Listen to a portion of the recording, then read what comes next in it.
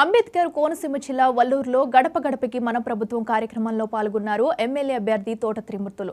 ఈ నేపథ్యంలో గడప గడపకి వైఎస్ఆర్ కార్యక్రమం నిర్వహించారు. వైసీపీ అభివృద్ధి సంక్షేమ పథకాలకు ప్రజలు జైజేలు పలుకుతున్నారన్నారు. ఇంటింటికి పెన్షన్లు, ఇండ్ల స్థలాలు, అమ్మఒడి, సంక్షేమ పథకాల గురించి గడప గడపకు వెళ్లి వివరించారు తోట త్రిమూర్తులు.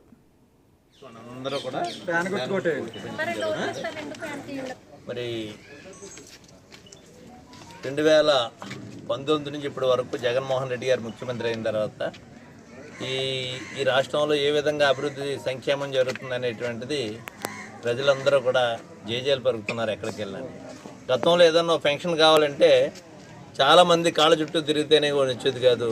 ఒక ఇల్లు కావాలంటే ఇంటి మీద తెలుగుదేశం జెండా కడితేనే కానీ ఇల్లు ఇవ్వననివ్వరు. నువ్వు కండువా వేసుకోవాలి, పసుపు కండుగా వేసుకుంటేనే కానీ ఇల్లు ఇవ్వననివ్వరు. ఈవేళ జగన్మోహన్ రెడ్డి గారి ప్రభుత్వంలో పేదవాడు అనుకున్నటువంటి వాడికి ఏ పార్టీ అయినా ఎవరైనా వాళ్ళ పేదరికాన్ని చూసి ప్రభుత్వం పథకాలు ఇవ్వటం అనేటువంటిది జగన్మోహన్ రెడ్డి గారు ఈ దేశంలో ఏ ముఖ్యమంత్రి చేయలేనటువంటి విధంగా చేస్తున్నటువంటి కార్యక్రమాలు మనం అందరూ చూస్తున్నాం. మరి ఈరోజు గతానికి ఇప్పటికీ చూసుకుంటే ఒక ఫంక్షన్ కావాలంటే ఆ ఫంక్షన్దారుడికి ఫంక్షన్ డబ్బులు తీసుకోవాలంటే పంచాయతీ దగ్గరికి వెళ్ళి లేదా రచ్చబండి దగ్గరికి వెళ్ళి పొద్దున్న సాయం దాకా కూర్చోవలసి వచ్చేది.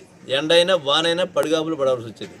ఈరోజు జగన్మోహన్ రెడ్డి గారి ప్రభుత్వం వచ్చిన తర్వాత వాలంటరీ వ్యవస్థను పెట్టి ఇంటింటికి గడప గడపకే ఉదయం 6 గంటలకు 1వ తారీఖు 5 గంటలకు 6 గంటలకు ఇంటికి వచ్చి వాళ్ళు చిరునవ్వుతో పెన్షన్ చేతిలో పెడుతున్నటువంటి పరిస్థితులు చూస్తాం. అదేవిధంగా రేషన్కి పెద్ద లైన్ ఉండేది ఎక్కడికి వెళ్ళాను. ఆ రేషన్ అంతా కూడా ఇలా గుమ్మాలకు వచ్చి రేషన్ ఇస్తున్నటువంటి పరిస్థితి.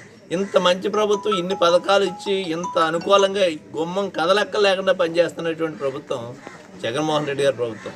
గతంలో ఓటు వేయలేనటువంటి మాకు కూడా పథకాలు ఇచ్చారని చెప్తున్నారు. ఓటు వేయని వాళ్ళకి కూడా ఇచ్చారు పథకాలు.